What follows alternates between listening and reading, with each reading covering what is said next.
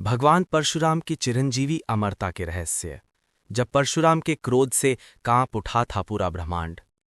क्या आपने कभी सोचा है कि कोई ऐसा भी हो सकता है जिसके क्रोध की अग्नि से सिर्फ धरती ही नहीं बल्कि देवलोक भी कांप उठे? वो कौन था जिसने अपनी शक्ति से देवताओं को भी डरा दिया और अधर्म का अंत करने के लिए इस धरती से 21 बार अहंकारिक क्षत्रियों का सफाया कर दिया? आज हम जानेंगे भगवान विष्णु के छठे अवतार भगवान परशुराम की महागाथा और समझेंगे उनके उस क्रोध का असली कारण जिसने इतिहास की धारा ही मोड़ दी। भगवान परशुराम का जन्म वैशाख महीने की शुक्ल पक्ष तृतीया को हुआ था। वे ऋषि जमदग्नि और माता रेणुका के पुत्र थे। वे जन्म से तो ब्राह्मण थे, लेकिन उनके कर्म और शौर्य किसी महान क्षत्रिय से कम नहीं थे। उनका असली नाम तो राम था, पर जब उन्होंने अपनी कठोर तपस्या से भगवान शिव को प्रसन्न किया तो महादेव ने उन्हें अपना दिव्य अस्त्र परशु यानी फरसा किया। इसी के बाद वे राम से परशुराम कहलाए। कल्पना कीजिए, प्राचीन काल में सरस्वती नदी के किनारे ऋषि जमदग्नि का एक शांत और सुंदर आश्रम था। वे अपनी पत्नी रेणुका और 5 बेटों के साथ एक सादा तपस्वी जीवन जी रहे थे। उनके आश्रम में एक दिव्य गाय थी, कामधेनु, जो उन्हें देवराज इंद्र से मिली थी। ये कोई मामूली गाय नहीं थी, बल्कि हर इच्छा पूरी करने वाली एक चमत्कारिक शक्ति थी। एक दिन महिष्मती का घमंडी राजा सहस्त्रार्जुन अपनी विशाल सेना के साथ शिकार के नशे में चूर जमदग्नि ऋषि के आश्रम आ धमका। ऋषि ने राजा और उसकी पूरी सेना का ऐसा भव्य स्वागत किया जिसे देखकर सहस्त्रार्जुन हैरान रह गया।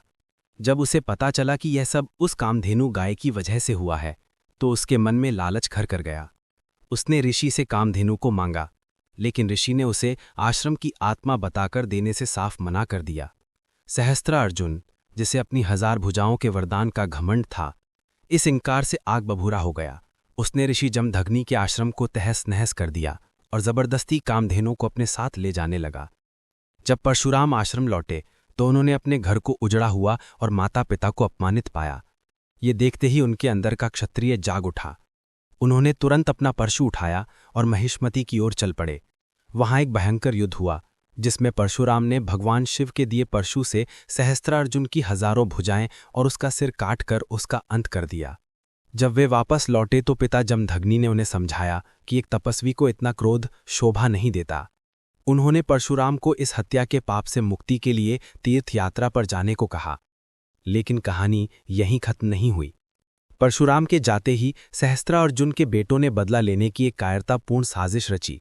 वे चुपके से जमदग्नि के आश्रम में घुसे और ध्यान में लीन निहत्ते ऋषि का सिर उनके धड़ से अलग कर दिया। जब परशुराम तीर्थ यात्रा से लौटे तो उन्होंने जो देखा उसने मानो पूरे ब्रह्मांड को हिलाकर रख दिया। उनकी मां रेणुका अपने पति के मृत शरीर पर बिलक बिलक कर रो रही थी। उनके पिता के शरीर पर पूरे 21 घाव थे। अपने पिता की ऐसी निर्मम हत्या और मां का हृदय विदारक विलाप देखकर परशुराम के अंदर क्रोध की ऐसी आग भड़की जिसे शांत करना किसी के बस में नहीं था।